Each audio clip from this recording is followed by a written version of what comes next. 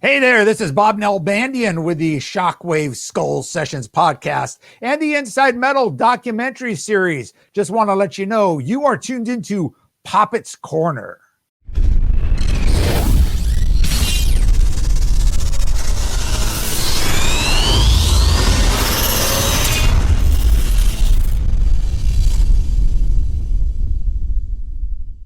What's going on, everyone? Welcome to a brand new episode, the first of the year. I haven't done one of these in a long time, but I'd like to bring on, I guess it's not my co-host today, but my co-host of sorts, Mr. Shannon Frye of Avenger of Blood, and of course, Chris. How are you guys doing? Thanks again for coming on the show and hanging, man. Thanks for having me. Thanks again. Yeah. So we're here today to discuss, I guess, a new old record. Shannon, why don't you give me the backstory on this, just for the people who have no idea, kind of what's going on in the Avenger of Blood camp. But essentially, it's like a re-recorded version of Complete Annihilation. So go ahead, give me all the spiel for this. Yeah, so when we released the album, we recorded it in 2004. It was released in 2005. And it sounded like ass. Not even going to joke. So I've always wanted to, as the right after the album came out, the label closed. So everything went away. At the same time, I was always thinking about getting those tracks and remixing and remastering and re-releasing them. So 15 years later, I finally get the tracks. And when I got the tracks back, I gave them to our bass player, Corey, to try and remix it and remaster it. So 2 days later, he calls me and says, everything is really shitty on this.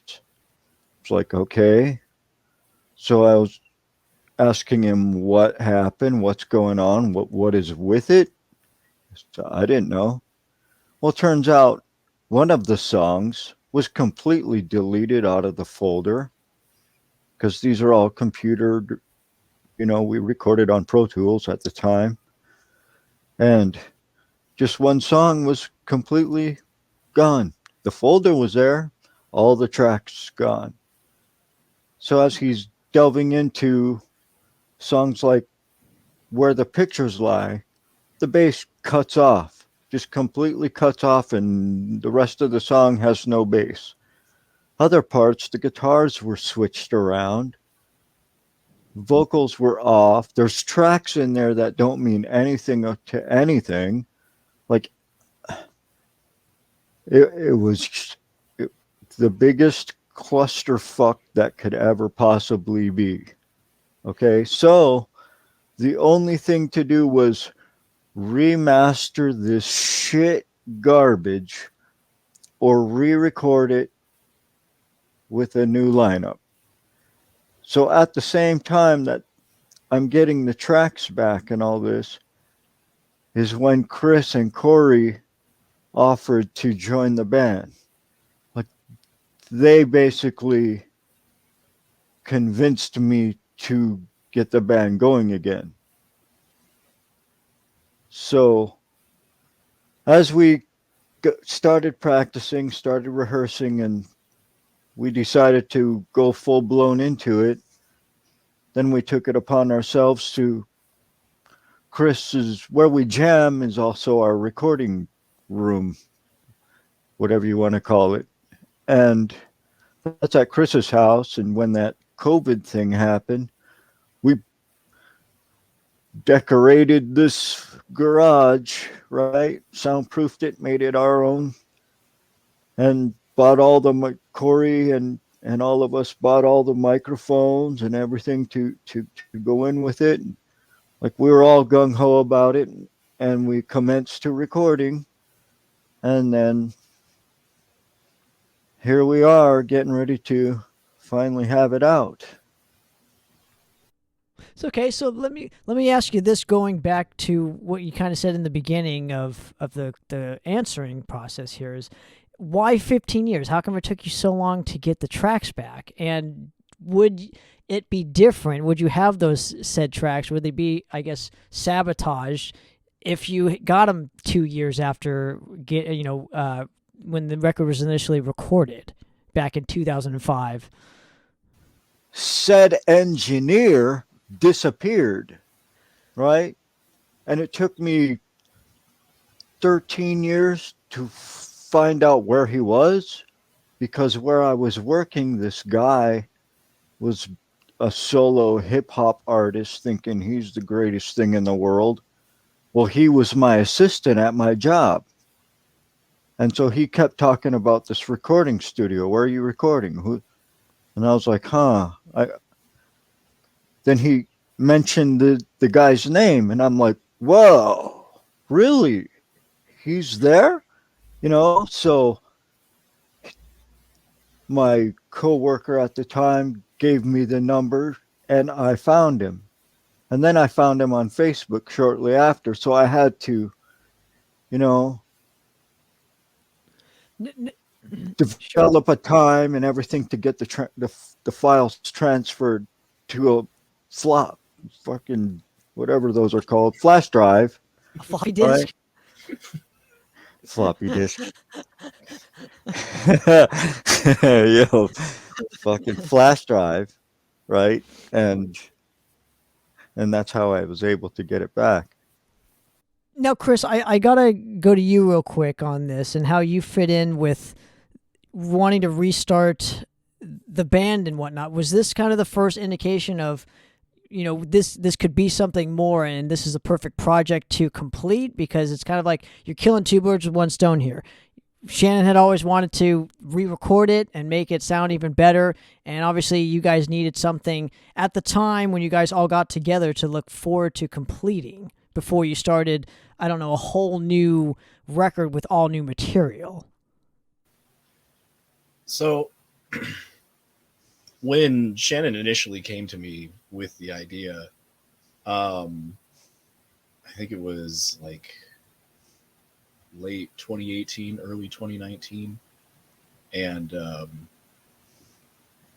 for me, it was something that I always wanted to do because I've been a Avenger fan since Complete Annihilation came out. Like, me and my friends in our band at the time, we'd be trying to write songs and stuff. We were really into thrash at the time too, and like that was one of the big albums that we would always listen to for inspiration, was Complete Annihilation. So when he came to me with the idea, I was like, dude, I would love to be a part of that, because a lot of those songs have influenced me for years. And I always felt kind of the same way as him. Like, I love the songs, but the production on that album it could have been better. So when he came to me with the idea, I was just like, dude, let's do it. So we started jamming with it. And then, like he said, when the lockdown hit, that's pretty much what I dumped all of my stimulus money into, was just the materials to build up the garage and get it soundproofed and everything ready to go for it to be a rehearsal / recording studio. So, we had a grand majority of the gear already between the five of us, and getting it all, compiled together to see what we have and see what we needed. It didn't take long before we had everything we needed to actually do the album ourselves. And Corey and I had engineering experience already. I've been doing it for myself for over a decade, and Corey has been spending the last few years doing it professionally. So we figured, why not do it ourselves? Cut the middlemen out. We can take all the time we need to have it turn out right. And,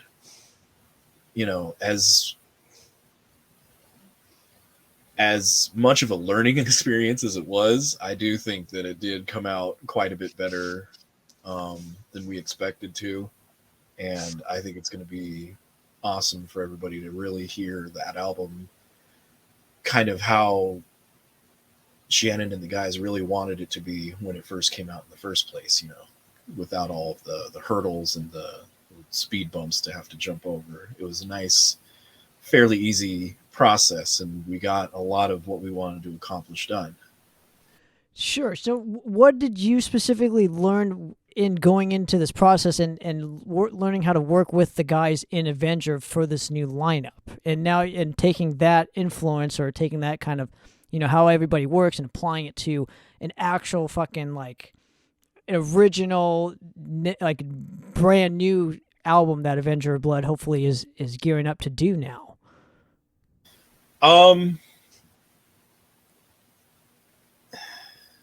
The thing is it was a bit rough at the start, obviously, when you have new people that you're trying to play with to get used to. But me, Sal, and Mark, we were always sharing ideas, and the more Avenger stuff that I learned, I would be able to translate it into writing new songs that were basically Shannon would kind of give me like a guideline, be like, all right, I want it to be Avenger, but I want it to be more. I want it to be the next step, not just more of the same, but something that shows that we've grown as a group. So now, what kind of influences were you putting in at that specific juncture? So I admittedly, through my thrash experience, have been a lot more into American thrash than, the European and specifically German thrash bands. Like, I've always loved Creator, Sodom, Destruction, all that stuff too. But my favorite thrash band for a long, long time was always Testament. Those first two albums to me were just like, oh, perfect.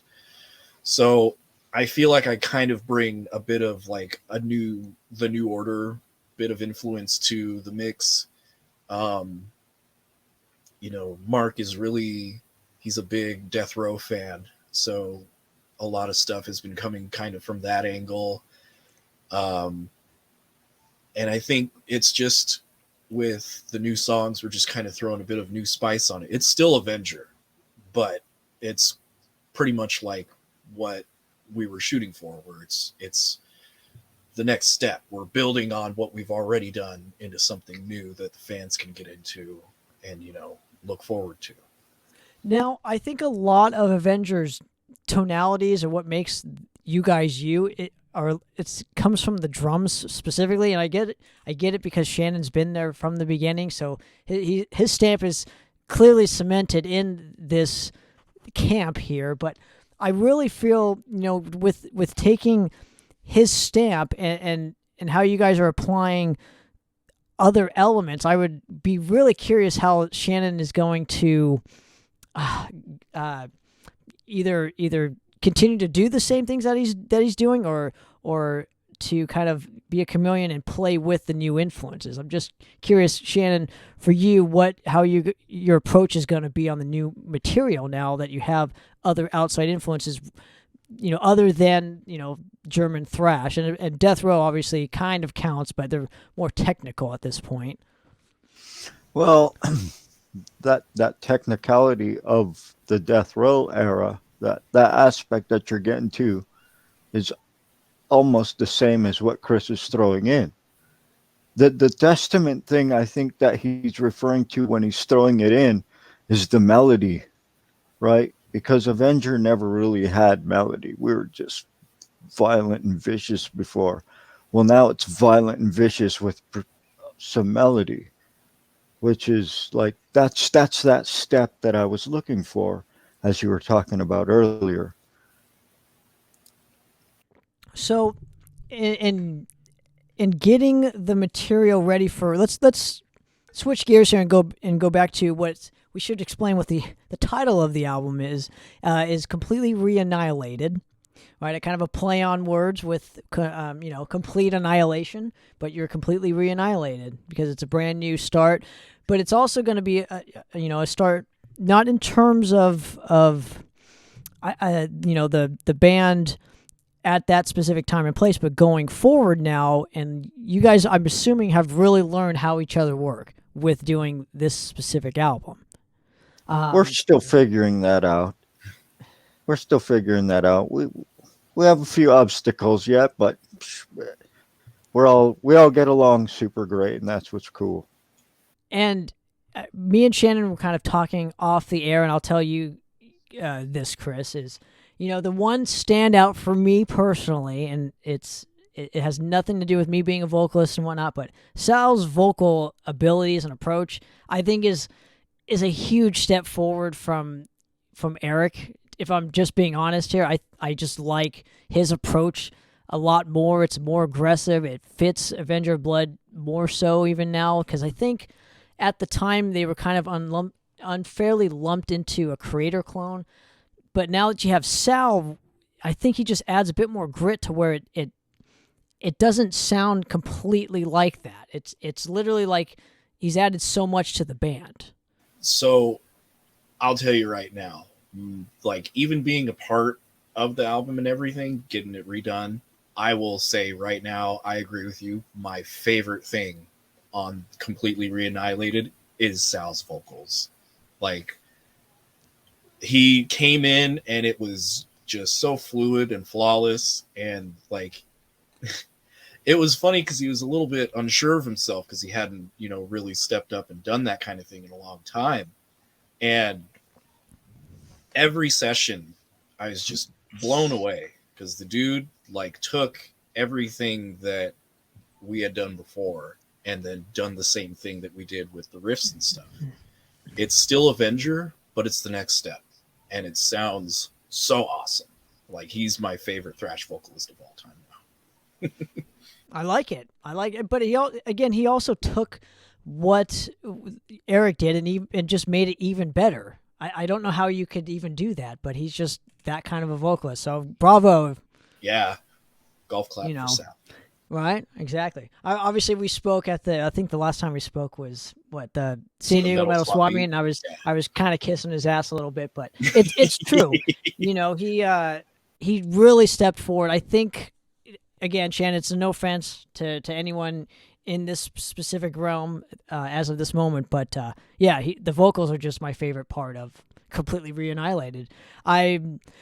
I'm generally curious, and maybe Chris would be a better fit to answer this, is what kind of an influence is he going to do going forward with the material now that you are bringing in with your riffs? I'm not really sure. I'm like, to be 100% honest, because like with the new material that we're working on right now, that's one of the things that we're still kind of working on at the moment, is getting like lyrics and vocal lines down how we want them. But sorry. So is he, not to cut you up, but is he actually writing the lyrics now going forward, or is it just a combination of all you guys? How typically are you going to write new material with this specific lineup? So it's a combination of both. Mm-hmm. So he's writing the lyrics for a couple of songs because we had a couple of ideas that we wanted him specifically to work on. Mm-hmm. But there's also, like, I'm working on one of the tracks myself to kind of help him out, and then Shannon's always got a lot of really good ideas because I think you've been kind of the main lyric writer for quite a while, haven't you? So yeah, co-lyric writer, yeah. But in going back to what you were talking about, how we started, I wanted to make this clear that when we decided to re-record it, the reason we decided to change the name of the album from Complete Annihilation to Completely Re-Annihilated, it was not to erase the past members, because without them there wouldn't have been Complete Annihilation, and it wouldn't have got the recognition it got, and it wouldn't have set ourselves on the path that we did take, even though that path didn't last long. But it wasn't to erase them. This is that album. The cover's redrawn, and it looks so much better. The songs are, Chris nailed every solo note for note. Mark nailed his solos note for note. So, like, the only thing that's changed was one of the solos. That it sounded exactly like another songs solo. And we didn't realize that at the time, and we finally realized it when he was recording them. So he totally changed it. Now it's fucking just in your face and a razor blade to your senses. But so it was just to get it back out there, but to actually show this new lineup too. So nothing was really, I kept as close to the drums as original as I could, and everything else was just as close to the original as it could be. But that, you know, to me, it had to get back out there. So now that we're moving forward, like now we get to show what we're about nowadays. Well, right, and but I think the biggest takeaway for me personally, and the smartest thing that you guys did is you use this project to get to know one another, and it will only make you stronger as a unit for the new material. That's all I was trying to say. Is just because not many bands get to do that. So I think what you guys did is pretty smart, in a sense too, that you're doing it early in your kind of career, even though you've been around a long time. But this is essentially it's not like you've made 20 albums and you're doing the fucking 35th anniversary of it, but redoing it. You know what I mean? Right. So it's an album not many people know. And I've gotten asked about it time after time after time. And it's just like, I don't know where you can get it. Go online, I guess. I had nothing. So here it is, re-recorded. You can't polish a turd, and you can't fix something that's completely broken, because this time duct tape don't work on this. So it's the best thing that we could have done, I guess. Yeah.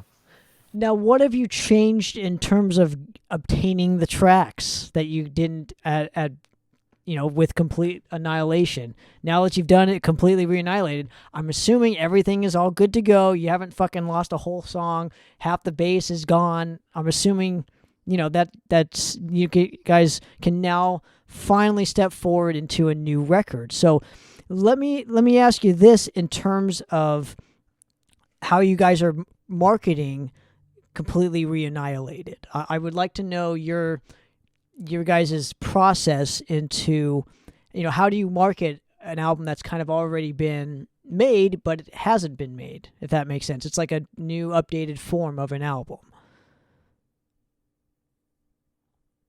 That's a good question. How would you answer that, Chris? It's kind of like what we were saying. Even if it's something that people haven't heard the original of, it's still a marker for the beginning of this specific lineup. So it's kind of, we're basically rebooting ourselves. It's a reimagining of the original, and, it's just same band, but a different feel, a different mentality going forward. It's just, that's what I'm looking for. Well, but so I guess what I'm trying to ask is, in terms of marketing this, are you marketing it as just a whole new kind of beast? Or are you just using this as to like, hey, this is what we needed to do at this point in time. Now we're just going to go straight into the studio and do a whole new record and just focus mainly on this. Okay. So there won't be like a Death Brigade Part 2 or fucking On Slaying Grounds re-recorded version. Okay. All right. Okay.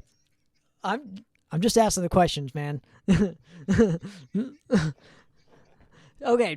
So because, for a lot of us, Death Brigade is the record. It's for a lot of us, I don't know why, Shannon, I can't fucking explain it. You know why, and you can't even explain it either. It's just, it is what it is, right? Now, what are your plans as far as touring for this? Are you planning on doing any road shows to promote the Completely Re-Annihilated, or are you just the album's out, we're going to focus now on a whole new record and then start the touring from there? Yes, the second one. We are playing one. We're playing locally as soon as things kind of wrap up with what we're doing now, and we can get out there. And we're also playing in Madison, Wisconsin at the Blades of Steel Festival for Volume 3. And other than that, we don't have anything. We're just, concentrating on getting this done and starting new songs right away, because you can never have enough songs and you can never stop recording. So we have to just keep moving forward. And if we get the opportunity to play, okay, good. But we also have some really big personal responsibilities that are on our plate. And so touring is out of the question at this point. But we'll play shows, sure. We can do some out of town on a weekend here or there and do whatever we have to. If it works out for us, yeah. Now, Chris, for you specifically, when you first kind of joined Avenger, I want to get some backstory on you specifically. I know enough about Shannon, but for you specifically, I'm curious how you even came upon Avenger of Blood. Did you see him at a show? I know you guys are local, but I'm assuming you saw him at like a local show and then started to dive into their catalog that way, or did you go to a record shop and see the album or on a magazine? How did you actually discover Avenger? So Jesus, when I was 16, yeah, this is interesting. When I was 16, I was in a thrash band called, what was it? Asylum, with a previous member of Avenger of Blood, actually, Chris Rodriguez. And, like I was saying before, one of the big albums that we would listen to all the time was Complete Annihilation. I actually bought the CD T-shirt combo when they had it on sale on the Heavy Artillery site. No. Or was it... No, Heavy Artillery was Death Brigade. This was... That's right. Well, this was through JCM Records at the time, Yeah. but it was we also had a merchandising deal, and they were the ones that were supplying the shirts, and they were the ones that had the website up. So, yeah, okay. So when that band eventually fell apart, I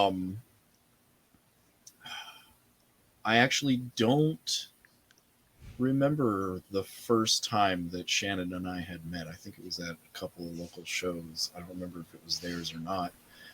But I had given him my number, and at the time, I think it was like 17 or 18 years old. And I was pretty much a free agent at the time. And he gave me a call to come audition for Avenger of Blood. And I think I went and I auditioned twice, and I almost got the part all the way back in, what was it, like 2008, 2009, something like that? 2008, yeah. And I think, what was it? I almost got it, but they were just about to go on tour. I didn't have a passport, and obviously I was still underage, so the bar shows would have been difficult. And I think I actually lost the spot out to Sal at the time.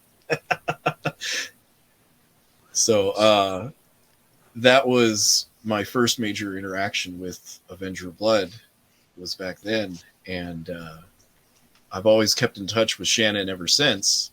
I'd always see him at shows. Every new band that I would be in, he would come and see it at least once to see how I was doing, see what I was working with. So when he finally wanted to get everything, back together and do this album, he hit me up, and I was just like, dude, I've been waiting for that call for fucking 15 years. What an honor, Shannon. That seems like a huge honor, for Shannon. Yeah, see, Chris is even answering for you, but it seems like it's an honor for you too, Shannon, to have a guy that's so and I wouldn't say infatuated, but I would say just loves Avenger of Bloods that much to where, the call meant the world to him. So that's fucking awesome. I view it. This is why I think him and I gel so well, is because if we were one of his favorite bands and he's a fan of the band I can't say one of his favorites, but if he was a fan of the band as much as I'm a fan of the band, sure, I'm in the band, but I have to step back sometimes and just listen as a fan, as a metal fan. Do I like this? Do I don't like it? What would I change? What would I not change? Right? All those always going through my head at the time. So now that he's in and he loves the band as much as I do, it's like, well, nothing, there's no clashing ever. And it's the same with everyone that's in right now though too. Like everybody that's in, we're fans of the band before we're band members. You know what I mean? That's how I Sure. view it.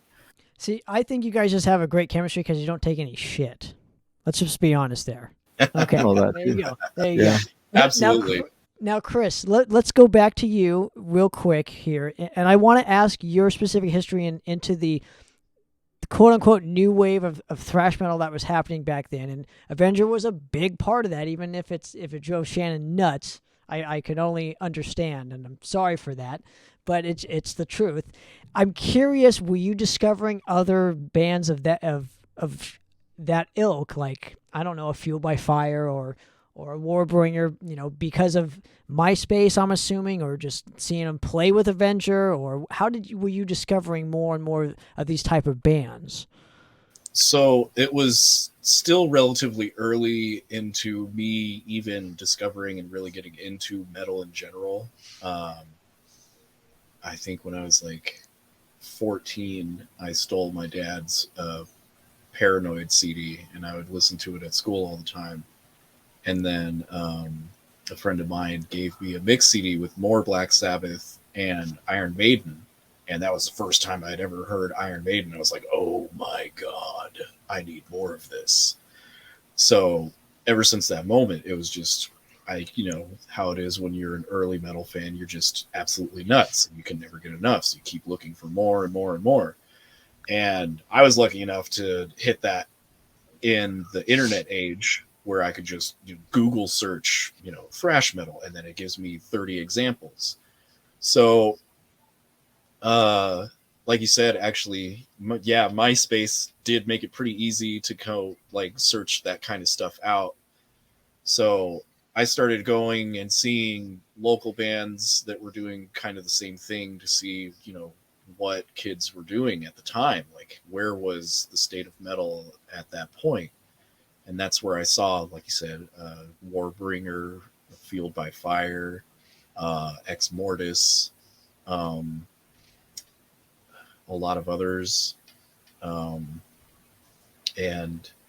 it just, I always liked thrash metal because of the aggressiveness, and it was always fast. It was always exciting. There was always something going on. There was no pauses. It was never boring. And that was the big part for me. Now what set Avenger of Blood apart from all those bands that made you gravitate towards them at first? That we were local. That too, but I hate to say this, but honestly, it was around that time where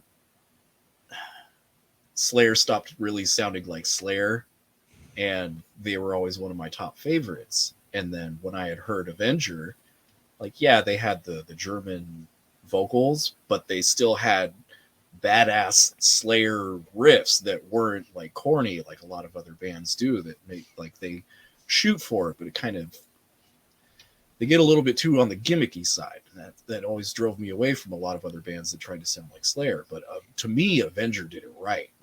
All the riffs and everything like that, all of it meshed. It was always angry and aggressive. When you're a 16-year-old kid, you're always angry about everything. So I loved it. So that's what drew me to Avenger, was just that satisfied my Slayer craving that a lot of other bands could never do right. Yeah, and maybe because Shannon's kind of an older soul and has been doing it longer than probably me and you have been alive. No offense, but maybe because he grew up, with that when it was happening, so he might have had a little bit of an up, obviously than we had. So what is it that you guys have in terms of your chemistry nowadays compared to back then, Shannon? What is so different about it? Okay.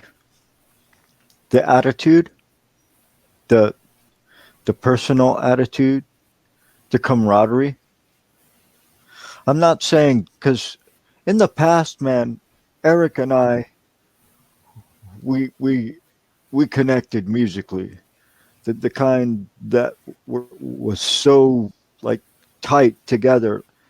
He could play, and I know what he was going to play, and I could play, and he knew what I was going to play, and we just connected lyrically, musically, personally for a long time. You know that, like, but there's a different attitude about it now too. You know, when when we were starting, we were just hungry. That's it. It was let's this full force or this is nothing. You know, we have to do something and we have to do it right and we have to do it the way that we envisioned it, right? The only thing now is it's still my vision. So they go along with my vision as well as try to bring their side of it in so we can expand the vision. But before, you know, I mean, that's one of the things too is it, we're opened up a little more in every aspect. I really wouldn't know how to describe it, but because of the wider range of what we bring to the table as far as band members and as far as friends and as far as our likes and dislikes, everything just kind of gels together. But it's still, and I'll always say this, but and this isn't being all almighty and powerful over anything and no band dictatorship bullshit, but it's still my vision. So to me, I would still have the last say in shit, but nobody, we all have that same vision. That's what I love about it too. Where before, you know, when we did this album, we were just pushing to try and figure ourselves out as well. We knew what we were and we did our best to do it. So now when we re-recorded this, that they still had that chemistry, that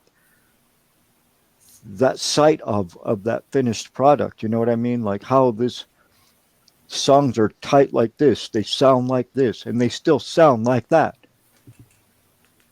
So now going forward, like those other influences that we bring in, it's still that. It's still that.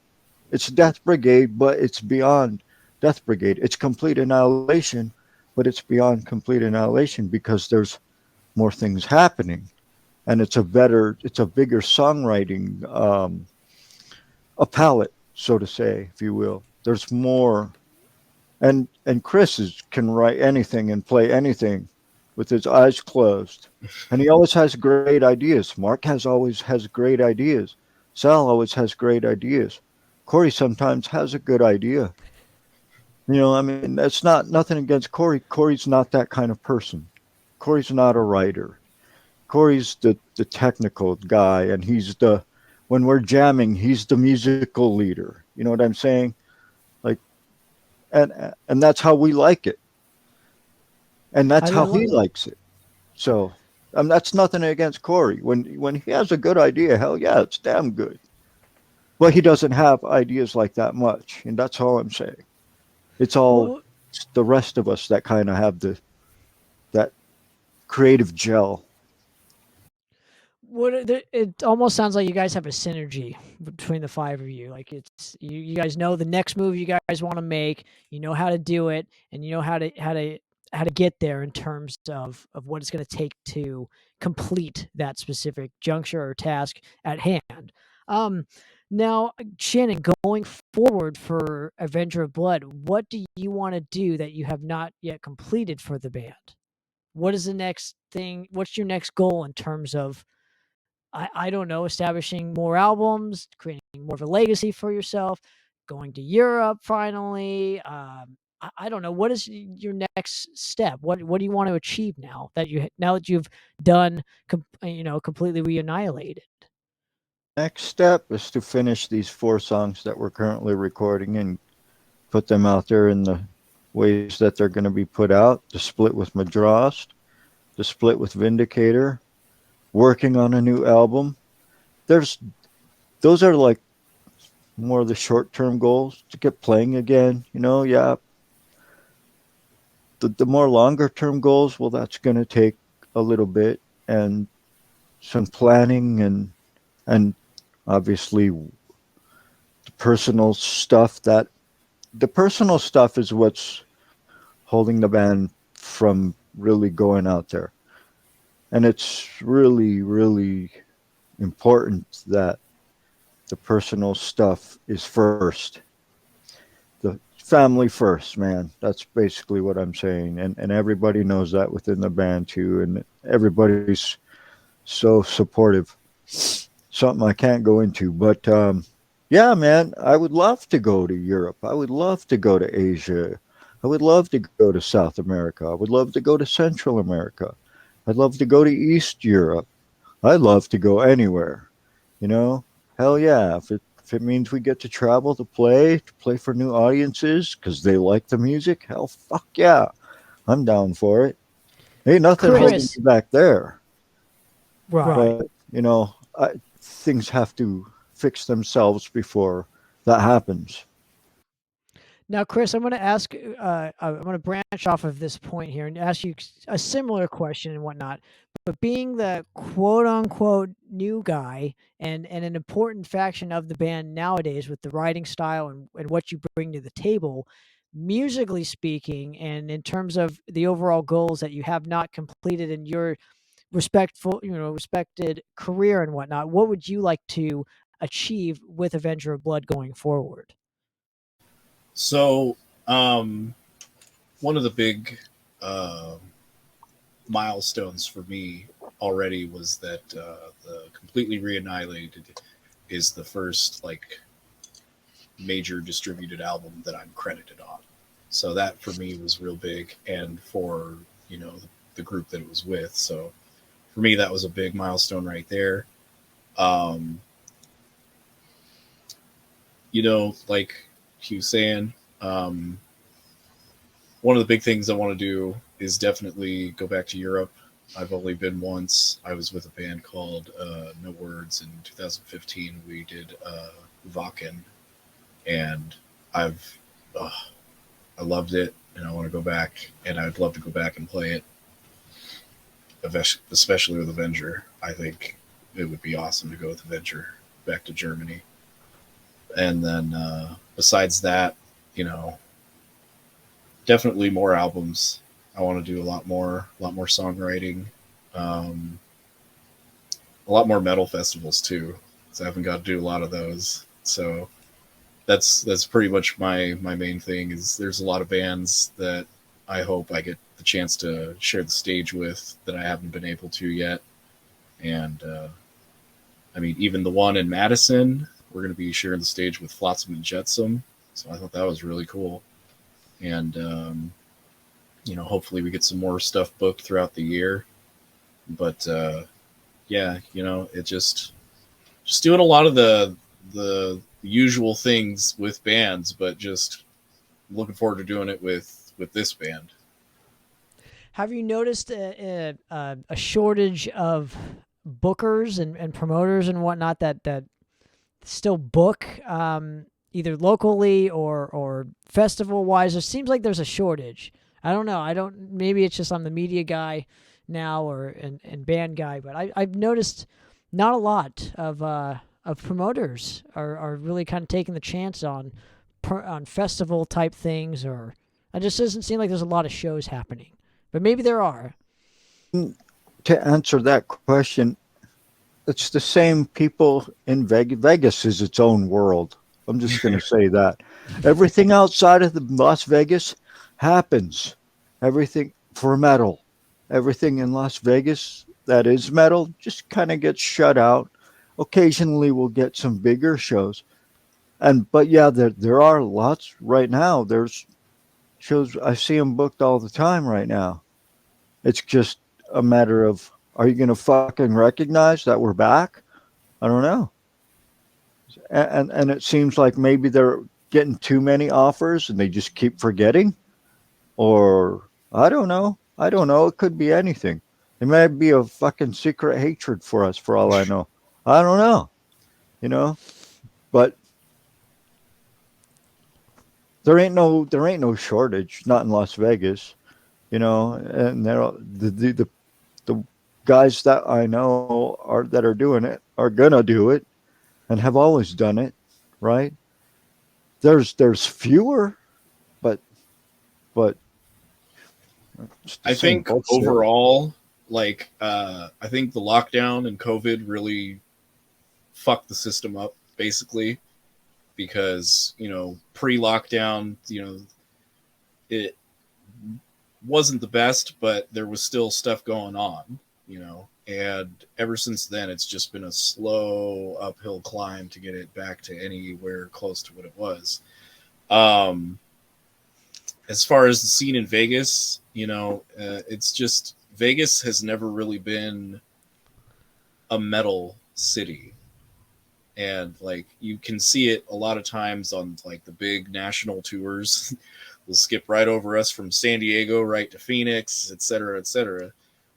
So it's a bit of a bummer, but I'm hoping that since a lot of the more popular cities to play aren't really that far away, that even if we can't play here in Vegas, we can still go hit SoCal. We can still go do Arizona, New Mexico, nearby stuff. Like Shannon was saying before, go out for a weekend, play a show or two, come back, still be able to take care of everyday life here at home, but, still manage to go out and expand and work the band like we want to.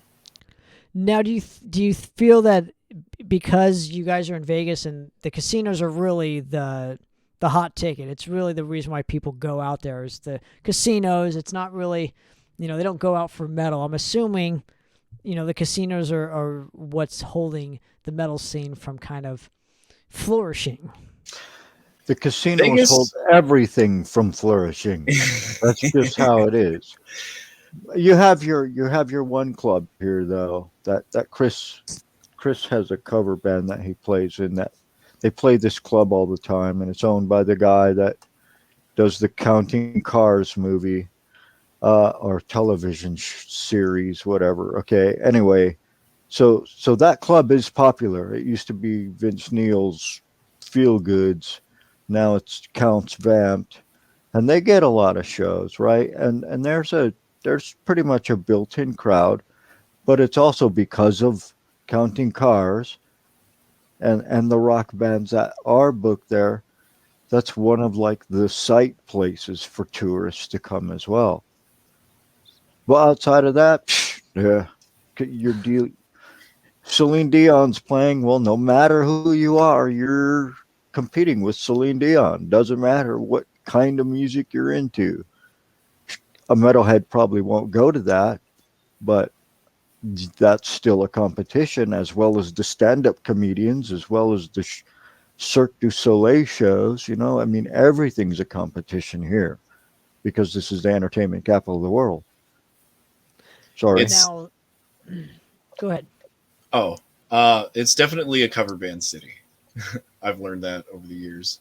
And another big thing that I think hurts the scene quite a bit is a lot of the independent venues that are like far away from the strip don't usually last very long. I've seen a lot of venues pop up and then drop right out of, the spotlight, in less than a year.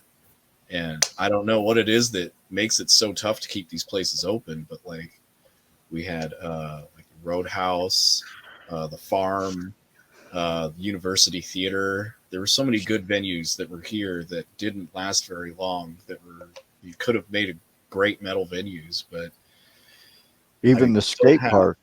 Yeah. We still have, Counts Vamp still does a lot of stuff. They do a lot of classic metal stuff. Like, you see like a lot of the 80s stuff that still tours goes through there quite a bit. As far as the more underground stuff, we still have the Dive Bar and Triple B's. But outside of those, there's not a lot, and we just got a recent addition to the Vegas scene. I think it was 2-3 years ago, where Roger from Mortician moved out here, and now he's got his store, the Primitive Recordings, and he does a lot of booking out here now as well. So I'm hoping that helps spice the scene up a little bit, get things going. I've seen a lot of his shows doing fairly well, so it's looking better. I'll say that. Well, speaking of better, completely Re-Annihilated, I believe, is coming out within the next couple months, and obviously it's a better version, in my opinion, of Complete Annihilation. Now, Shannon and Chris, I want to thank you very much for giving me a few minutes of you guys' time and helping me promote the record. It kills. I don't know what else to say. If you're into thrash metal, if you're into blistering fucking jackhammered to the balls sounding metal, this is the album for you. Now, where can people find this specific record? Where can people pre-order it, help the band out, and be part of the next phase in Avenger of Blood? Well, it'll be available at nolifetillmetalrecords.com. That's the label that's putting it out. Pre-orders start February. Release date's March 31st. So I don't know if you want to edit that part or what, but no, I just want you to stop clicking on your fucking can. But okay. I'm leaving that in too, man. But yeah, go ahead. The pre-sales are supposed to start mid-February. The official release date, we're shooting for March 31st. And, it's going to be CD, vinyl. We're working on merchandise as well because, us metal boys love our T-shirts. Hell yeah, dude. We got to get our T-shirts out there too, but we got ideas for posters and a lot of other stuff too. We have some pretty slick patch ideas. Like we're looking to go back out there with a lot of stuff to really spread the word and get it out there. I love it. Well, gentlemen, I want to thank you again for coming on the show, and let's do it again sometime, man. I would always invited back on here. So, alrighty, guys. Well, for another episode of Poppitt's Corner, we're out of here. Cheers.